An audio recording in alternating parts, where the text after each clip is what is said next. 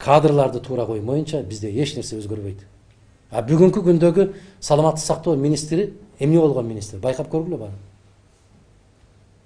Көргүлө кече жанакы билим берүү министри айылдагы мугалимдердин айлыгы канча экенин чын айтайын билбейм, мен тактап берейин деп атпайбы. Ошол министр бана. Кечирип койгула. Ошолордун баарын төбөбүзгө коюп алып, чыдап көтөрүп жүргөн ким? Биз. Ким оңдош керек? Эл оңдош керек. Ким көзөмөлгө алыш керек бийликти? Эл алыш керек. Анан 2-3 кишини эле чыгарып коюп, ушулар айтат, ушулар дейт. Анан ошолорду жазалап аткан болсо, туура өзү жөн жүрбөдү да. Биз эмне болгон коом болдук анда? Кандай коом болдук? Мына кече ушул Кадамжайдагы дагы, Чаткалда дагы, биздин Кумтөрдө дагы, Тогуз-Тородо дагы болуп аткан алтындарды, биздин элди уулаганды токтотолу деп барып, кол жыйнаганы барган болсо, дүңкүлдөп баары качып жүрөт, үркүп. Качып жүрөт. А ушундай элдин баксы үчүн күрөшкүсү келеби анан? Ошого күрөшөйүн деп чыккан жигиттер менен кыздардын дагы колу муздап атпайбы? Көйдөнү муздап калып атпайбы? Биз татыксыз экенбиз деп атпайбы? А мындай болгон кайдыгер элге баары бир экен. Эртең Кытай басып келсе деле баары бир экен. Тескерисинче кол чаап күтүп алат экен. Анан кандай болот?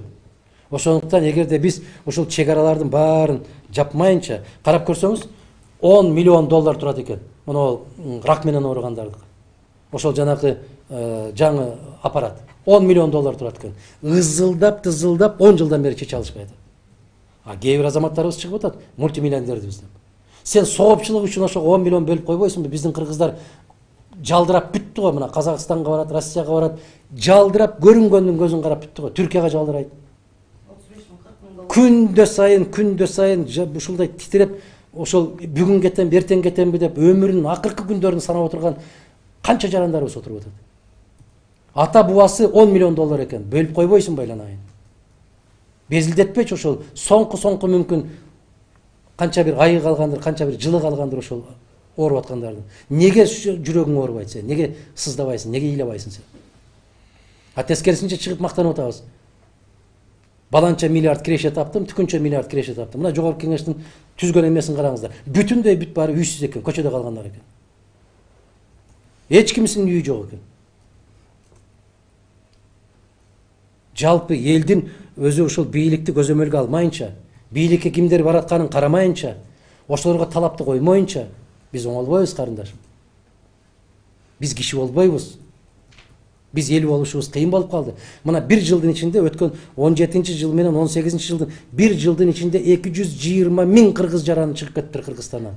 Эмнең гүлдөп атат? Эмнең өсүп атат? Теледен чыксаңар Ала тоону карагыла. КТРди, ЛТРди карагыла.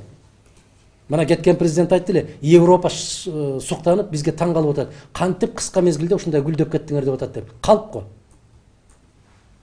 Эми бүгүн айтып атат, элетти көтөрүү жылын аябай туурадай жарыяладыңыз. Элет аябай жакшы шыктанып кетти. Эмнеси шыктанды?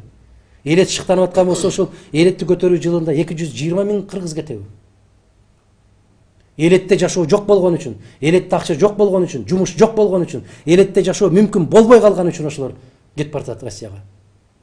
Бул Россияга кеткендин гана саны. Бул кыргыздардын берген саны эмес, Россиядан расмий түрдө Россиянын кызматынын берген саны. Бир жылдын ичинде 220 000 кыргыз жараны келди Россияга деп. Эмне дейбиз анан отуруп алып? Сүйлөгөндүн оозу жаман, ыйлагандын көзү жаман. Муну токтотуш керек го, муну айтыш керек го бирөө жарым. Анан кечекиндей жыйналган жерде аксакалдар аксакалдык сөзүн айтуу керек. Жаныңызда туруп беребиз, сиз менен биз. Ошо жаныңызда туруп беребиз дегендердин баары ошо президенттер кетти, жанында эч ким кошо кеткен жок. Ошондон мурдагыдай эле кызматта, мурдагыдай эле керектүү кишинин жанында, мурдагы эле дасторкондун четинде. Эми аягында айтарыбыз ушул. Жакшыбы, жаманбы бизге жакшы элди эч ким бербейт. Жакшыбы, жаманбы бөтөн жерге бизге эч ким жер кылып бербейт. Биз келиңиздер ойлонолу, пейилибизди оңдойлу, намысыбызды көтөрөлү, бир болор болбос нерселерге азгырылбайлы. негизгиси жанагындай чыр-чатактан, ар кандай бир ызы чуулардан Кудай сактасын, жаратылыштык кырсыктан Кудай сактасын бизди. Мына башка мамлекеттерди караңыздар, Америкада 100 миң деген үйлөрдү көчүрүп атат, Калифорнияда. Эгер Кыргызга ошондой апаат келе турган болсо, 10 үйдү көчүрө албайт. Мына Дача суудагы 29 үйдүн азабын канча жыл чегишти, канча жыл тартышты. Россияда караңыздар, Сибирде не деген суу каптоолор, өрт каптоолор болуп туруп, 100 миң деген үйлөрдү бизди, Кыргызстанды жараткан ошол асман жерден келген балелерден сактасын.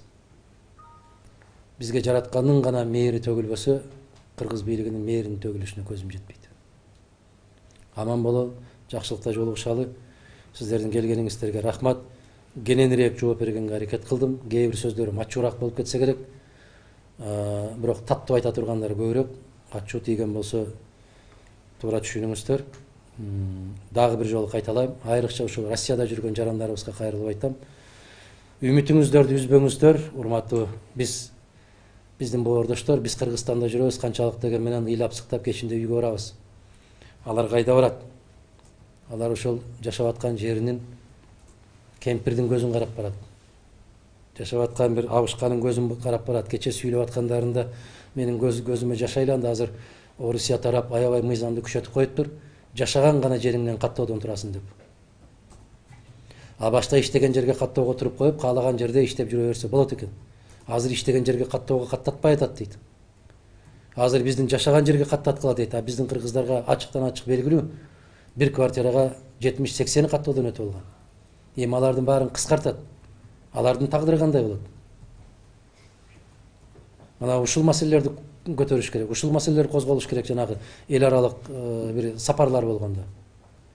Баягы чай ичип эле кучакташып коюп келе беришти токтотуш керек эми. Аллах өзү сактасын, баарыбыздын тилегибизди кабыл кылсын, бөөдө кырсыктардан аман кылып буйрса, жамандыкты амандык жеңет дейт, баарыбызга амандык каалайм. Рахмат баарыбызга.